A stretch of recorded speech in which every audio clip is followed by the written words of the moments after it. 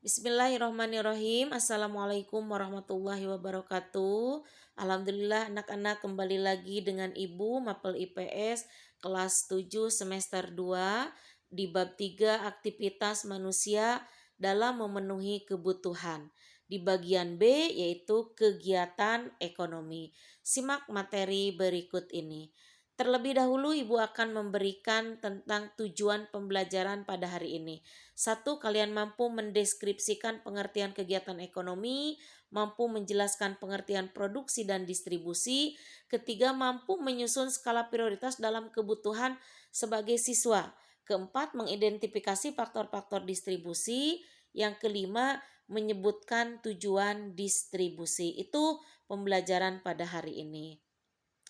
Nah, anak-anakku, pada minggu lalu kita sudah membahas tentang motif, prinsip, dan tindakan ekonomi. Apa itu motif, apa itu prinsip, dan apa itu tindakan ekonomi ya.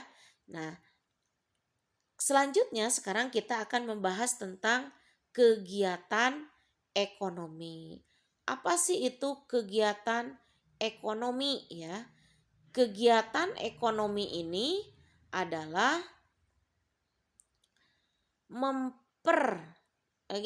kegiatan ekonomi ini bertujuan untuk memenuhi kebutuhan manusia dengan tingkatan yang berbeda karena setiap manusia memiliki kebutuhan yang berbeda.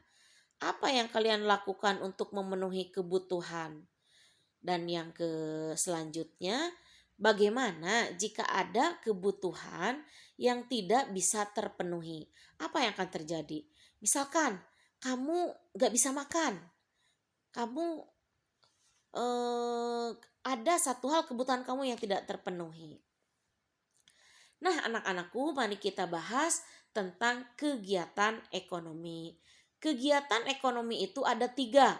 Ada produksi, ada distribusi, dan ada konsumsi. Jadi, jika ditanya kegiatan ekonomi itu apa saja, jawabannya ada 3. Yaitu ada produksi, ada konsumsi, dan ada distribusi. Yang pertama tentang produksi. Produksi itu adalah kegiatan yang menghasilkan barang atau jasa untuk memenuhi kebutuhan. Contoh seperti di sini membuat tas, membuat helm, membuat tahu, membuat gerabah, dan membuat tempe. Itu contoh-contoh kegiatan produksi.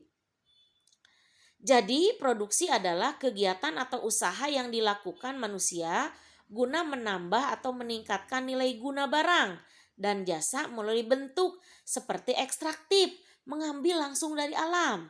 Industri mengubah barang mentah menjadi barang setengah jadi atau menjadi barang jadi. Dan jasa yaitu usaha tanpa merubah bentuk. Apa tujuannya produksi? Yaitu satu, menghasilkan barang dan jasa, mendapatkan keuntungan, mengganti barang yang rusak. Yang keempatnya, mencapai kemakmuran atau kesejahteraan. Nah, itulah tujuan dari produksi. Selain untuk memenuhi kebutuhan. Sekarang faktor-faktor produksi apa yang melatar belakangi faktor produksi? Ada 2 faktor produksi asli, yang kedua faktor produksi turunan. Faktor produksi asli ada faktor sumber daya alam, ada faktor produksi tenaga kerja. Yang keduanya produksi turunan. Sama ada 2 juga. Satu ada faktor produksi modal dan ada faktor produksi tenaga kerja. Jenis kegiatan produksi ada 4, bidang usaha ekstraktif, bidang usaha agraris, bidang usaha produksi, dan bidang usaha dagang. Nilai guna barang produksi ada nilai guna kepemilikan ownership, nilai guna bentuk, nilai guna waktu, dan nilai guna tempat. Nah, yang kedua kegiatan distribusi. Apa sih kegiatan distribusi? Yaitu menyalurkan barang dari produsen ke konsumen. Misalkan ya, gas dari agen ke pedagang, mengirim meja, mengirim ke bantuan PMI, mengirim barang ya dari satu kota ke kota lain, dari produsen ke distributor. Tujuan kegiatan distribusi yang pertama, mempercepat sampainya hasil produksi kepada konsumen, tercapainya pemerataan produksi, menjaga kesinambungan produksi, memperbesar dan meningkatkan kualitas dan kuantitas produksi, meningkatkan nilai guna barang dan jasa. Nah, itu tujuan dari distribusi.